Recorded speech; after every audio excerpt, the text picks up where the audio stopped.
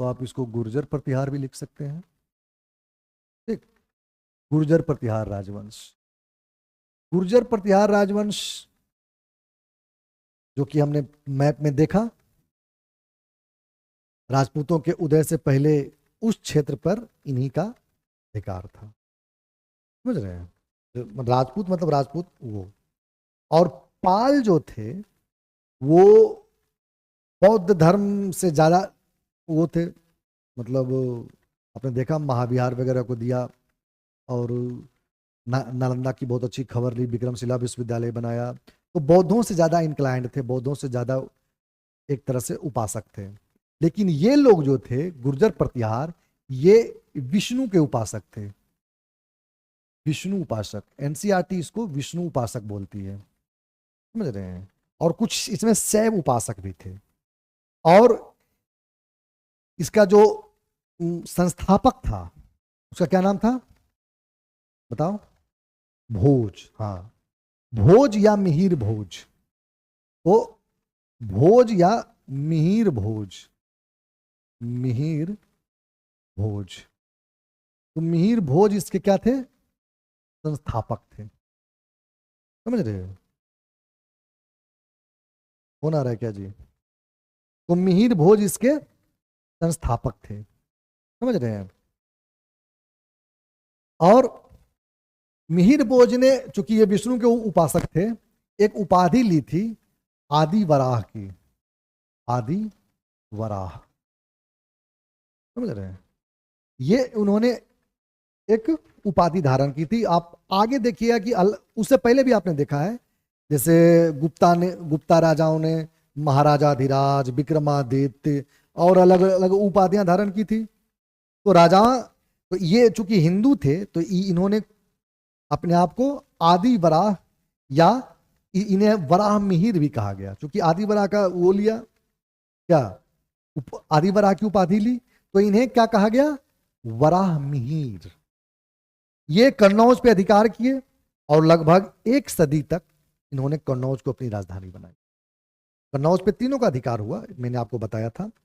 और ये खुरेजी की लड़ाई लड़े, जिसमें सतलज नदी तक इन्होंने अपना साम्राज्य को फैलाया।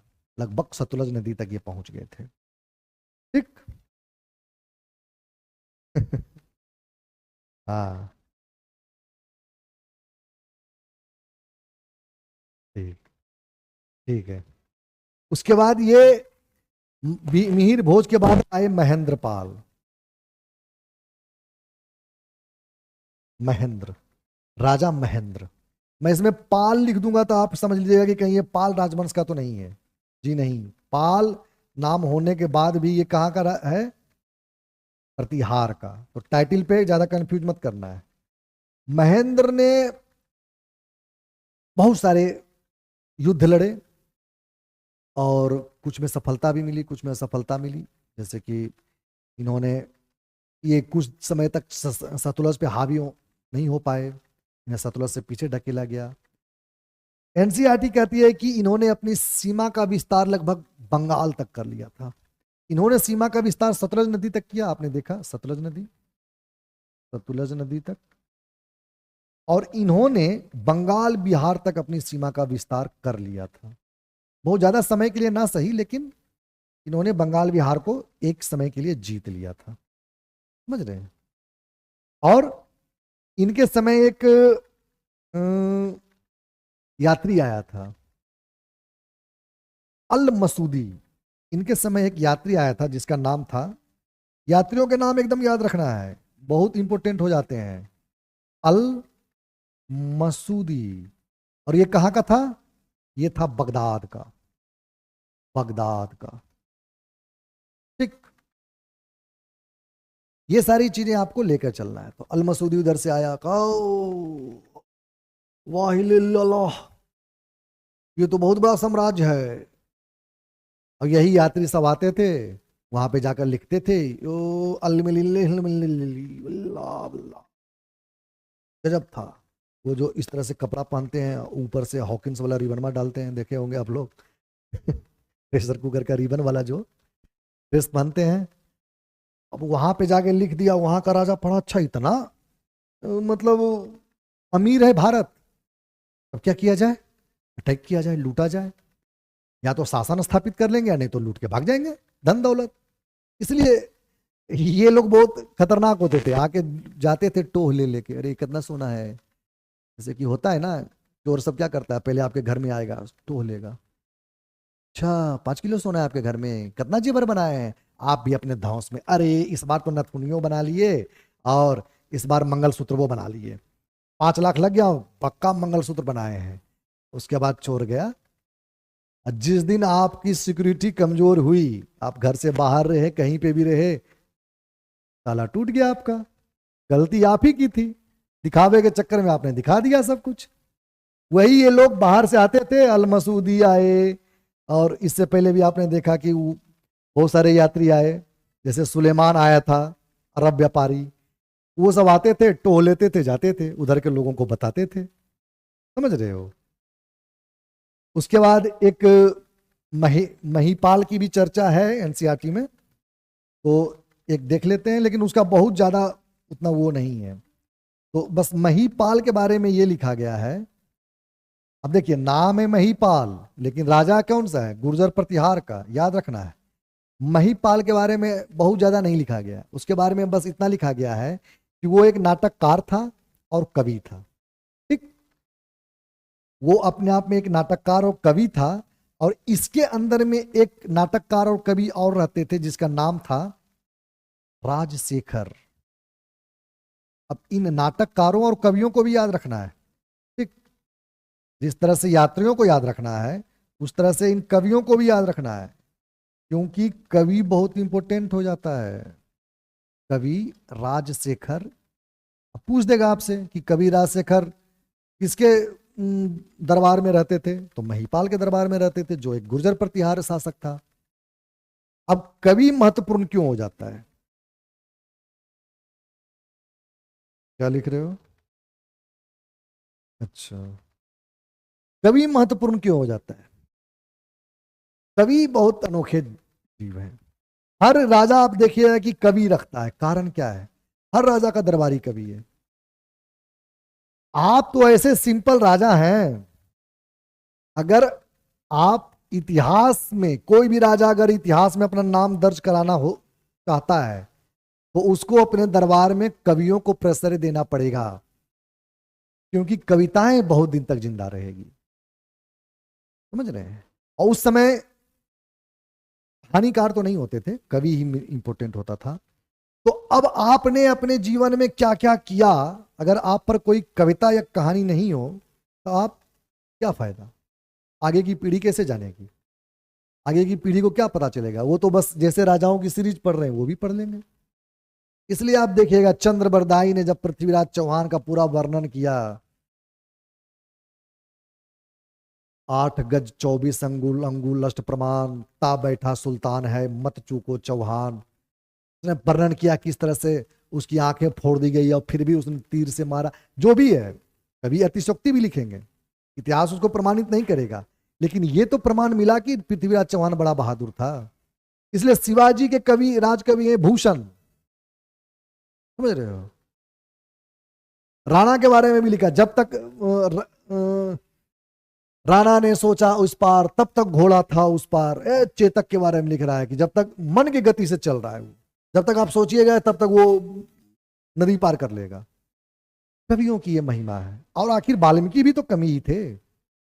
भगवान राम को अगर भगवान बनाने में, वो तो स्वयं अवतार थे ही, लेकिन सदियों तक जो आप राम कहानी और राम चर्चाएं जो चल रही है और रामलीलाएं जो चल रही है, उसके बैकबोन में कौन है, उस कवि की कलम है, वाल्मीकि की कलम है, वाल्मीकि का अद्भुत लेखन है, फिर बाद में तुलसीदास को पुनर्जीवित करने वाले। कवियों का बहुत महत्वपूर्ण है। इसलिए कहा गया है कि या तो कुछ ऐसा कर दो जो लिखने लायक हो, या कुछ ऐसा लिख दो जो करने लायक हो, समझ रहे हैं। या तो कुछ ऐसा कर दो जो लिखने लायक हो, या तो कुछ ऐसा लिख दो जो करने लायक हो। तो वाल्मीकि ने कुछ ऐसा लिख दिया। राम का जो आदर्श है उसको इस तरह से स्थापित किया कि वर्षों वर्षों तक वो करने लायक हो गया, यानी हम लोगों के लिए अनुकरणीय हो गया। बाद में तुलसीदास भी बहुत इंडिपेंडेंट लिखे हैं, ऐसा कुछ नहीं कि वाल्मीकि का अनुवाद कर दिए हैं, उनके भी थॉट्स इंडिपेंडेंट हैं, वो भी करने लायक है। तो समझिए आप लोग। अब हम लोग चलेंगे कहां? राष्ट्रकूटा की तरफ। कहां चलेंगे? राष्ट्रकूटा की तरफ।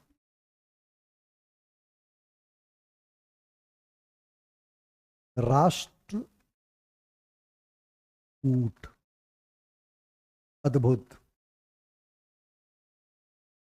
अब एनसीईआरटी कहती है कि जो राष्ट्रकूट थे, इन्होंने सबसे युद्ध किया।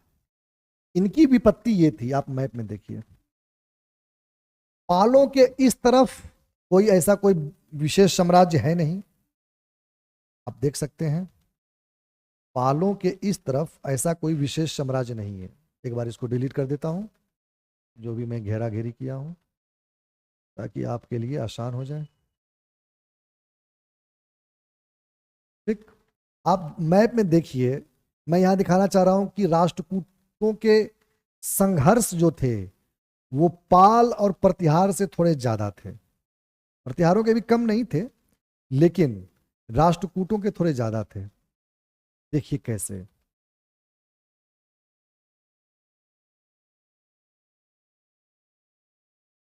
पाल के इस तरफ कोई नहीं है, कोई बहुत बड़ा साम्राज्य नहीं है, कुछ ऐसा है नहीं। इस तरफ भी कोई बहुत बड़ा साम्राज्य है नहीं, थोड़ी बहुत लड़ाई इधर से है और इधर से। गुर्जरों के इस तरफ भी कोई बहुत बड़ा साम्राज्य है नहीं। इस तरफ लुटेरों का अटैक है, लेकिन उस तरफ कोई उस समय बहुत ज्यादा वैसा कोई खतरा था नहीं। एक दो बार हरा ही दिया, मैंने आपको कहा। तो बाहरी अटैक से बहुत हद तक सुरक्षित थे, लेकिन अटैक तो था, ये तो मानेंगे। इस तरफ से थोड़ा अटैक था और इस तरफ से थोड़ा बहुत प्रॉब्लम था। राष्ट्रकूटों को देखो, इधर ये पाल प्रतिहार से लड़ रहे हैं, इधर पाल से, इधर प्रतिहार से, इधर ईस्टर्न चालुक्या से, ये चालुक्या है, ये भी चालुक्या है, इधर भी चालुक्या से लड़ रहे हैं। इधर इन पर चेरा, पांड्या और चालुक्या सबका दबाव। तो इनकी जो लड़ाई है ये चोलों से भी है। तंजौर में, चोल मतलब तंजौर, चोल मतलब, आते हैं आगे। तो राष्ट्रकूटों की लड़ाई जो है, इधर प्रतिहारों से, इधर पालों से तो है ही, इधर चोलों से है, जो कहां के हैं? तंजौर को, तंजावुर लिख लीजिए या तंजौर लिख लीजिए, समझ रहे हैं। इनकी लड़ाई जो है वो पांड्यों से भी है, जो मदुरै के हैं। इनकी लड़ाई इधर पांड्या से भी है, जो मदुरै के हैं। ये सब आप लिख लीजिएगा, ये सब डायरेक्ट पूछता है कि कौन कहां के हैं। इनकी लड़ाई चोलों से भी है, जो तंजावुर के हैं, पांडे से भी है, जो कहां के हैं? मदुरै के हैं। इस भाई साहब से और भी संघर्ष है। इसका है, तभी मैप में आपने क्या देखा? पल्लव से, वेरी गुड, पल्लव से है, जो कहां के हैं? कांची के हैं। इनकी लड़ाई पल्लव से भी है, जो कांची के हैं, और एक पेंगी राजवंश से, वेंगी राजवंश से, पेंगी नहीं, वेंगी राजवंश है, जो कर्नाटका में है। इनकी लड़ाई एक वेंगी राजवंश से है, जो कहां है? कर्नाटका रीजन में। देख रहे हैं, जो मैंने आपको कहा था, कमजोर पड़ने का असली कारण क्या होता है। इतनी सारी लड़ाइयां और एक साथ आप लेकर चलेंगे। और चालुक्यों से तो है ही, चालुक्य हमने देखा, चालुक्य दोनों साइड में है। एक चालुक्य इधर भी है, ईस्टर्न चालुक्य, और एक चालुक्य यहां भी है। तो चालुक्यों से तो है। अब इतने फ्रंट पे आपकी लड़ाई खुली हो तो आप बहुत ज्यादा दिनों तक युद्ध नहीं कर पाएंगे, कमजोर हो जाएंगे, समझ रहे हैं।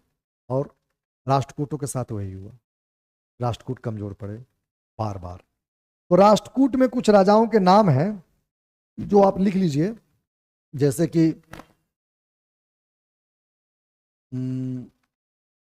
अमोघ वर्ण वंश, अमोघ वर्ष, ये राजा बहुत फेमस था।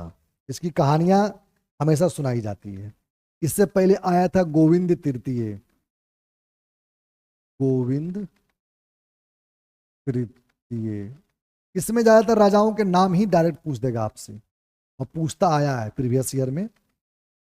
उसके बाद इंद्र तृतीय, उसके बाद कृष्णा, इंद्र तृतीय, फिर कृष्णा, इस तरह से करके बहुत सारे राजा इसमें हुए। समझ रहे हो क्या हुआ?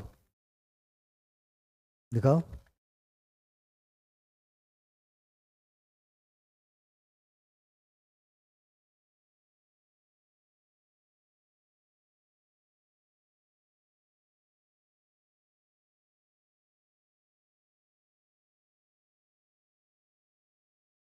तो ये जो कृष्ण था, इसमें कृष्ण तृतीय जो था, कृष्ण तृतीय ने चोलों को हराया था। कृष्ण तृतीय ने किसको हराया था? चोलों को। इनको एक और चीज के लिए जाना जाता है, ये वास्तुशिल्प में बहुत फेमस थे। जैसे एलोरा का जो है, ये पूछा गया है, इसी साल पूछा है बीपीएससी में। एलोरा का जो कैलाश मंदिर है, एलोरा का जो कैलाश मंदिर है, उसका निर्माण किसने किया था बताइए? एलोरा का जो कैलाश मंदिर है, उसका निर्माण कृष्ण प्रथम ने किया था। किसने? कृष्ण प्रथम ने किया था। ठीक, लिख लिए, एलोरा कैलाश मंदिर। और अपभ्रंश के कवि स्वयंभू हुए हैं, जो कि हिंदी साहित्य में पढ़ना होता है। स्वयं भू, आपसे पूछेगा अगर कि ये कवि किस भाषा के हैं, तो ये अपभ्रंश भाषा के थे, और वो भी राष्ट्रकूटा में ही हुए हैं। ठीक, राष्ट्रकूटों के समय में जो सबसे फेमस शैली वेसर शैली, मंदिर निर्माण की वेसर शैली, इन्हीं के समय में बहुत अपने पीक पे पहुंची। वेसर मंदिर वास्तुकला, वास्तुकला पर मैं एक अलग पूरा क्लास लूंगा, आर्ट एंड कल्चर का। उसमें मैं आपको नागर, बेसर, समझ रहे हैं, द्रविड़, इन तीनों का पूरा एकदम डिस्क्रिप्शन दूंगा, कैसे उसमें ऊपर में जो सबसे ऊपर में रहता है, और उसके बाद विमान, विमान रहता है। विमान के बाद किस तरह से मंडप रहता है, मंडपम जिसको कहते हैं, गोपुरम रहता है। फिर मतलब सबकी शैली का जो मौलिक डिफरेंस है, वो आपके सामने मैं लेकर आऊंगा। राष्ट्रकूटों पर वेंगियों का बहुत हमला हुआ, जो मैंने आपको देखा, बहुत सारे फ्रंट पे ये लोग लड़ने लग गए, तो वेंगी का हमला बहुत ज्यादा हुआ, और इनका साम्राज्य तहस नहस हो गया। और राष्ट्रकूटों का जब पतन हुआ, तो उसका स्थान लिया चालुक्यों ने। समझ रहे हैं? और चालुक्यों ने अपनी राजधानी बनाई कल्याणी को, और इनका धर्म कौन सा था? जैन था, जो हम आगे देखेंगे। तो ये थी पूरी कहानी किसकी?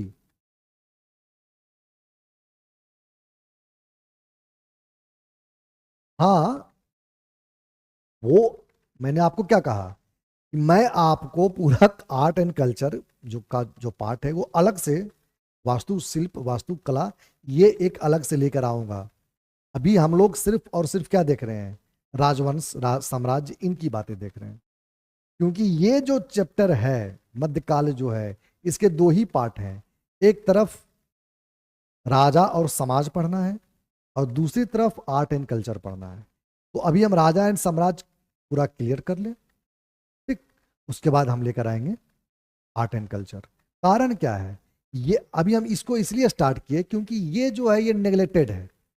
बहुत कम जगह आपको ये पढ़ाया गया होगा, बहुत कम टीचर इसको लेकर आते हैं, और भी क्लियरिटी के साथ, कॉन्सेप्ट के साथ बहुत कम लेकर आते हैं। यही कारण होता है कि बार बार इसमें दिक्कत होती है। अब हम चलते हैं किसके तरफ? अब हम चलेंगे जिसकी चर्चा मैं यहां कर चुका हूं,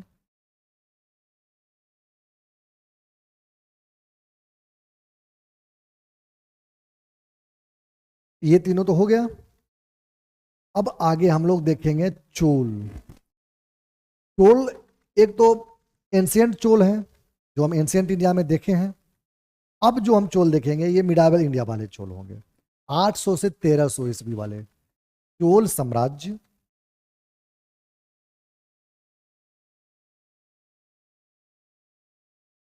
चोल साम्राज्य हम देखेंगे, कौन सा? चोल साम्राज्य 800 से 1300। दिक्कत यह है कि जब भी मैं मध्यकाल बोलूं या कोई भी मध्यकाल बोले तो उसका आकलन उत्तर भारत से किया जाता है, और उत्तर भारत में जब भी हम उसका आकलन करते हैं तो हम आक्रमणकारियों को पढ़ते हैं, लुटेरों को पढ़ते हैं। लेकिन हम भूल जाते हैं कि साउथ इंडिया भी अपने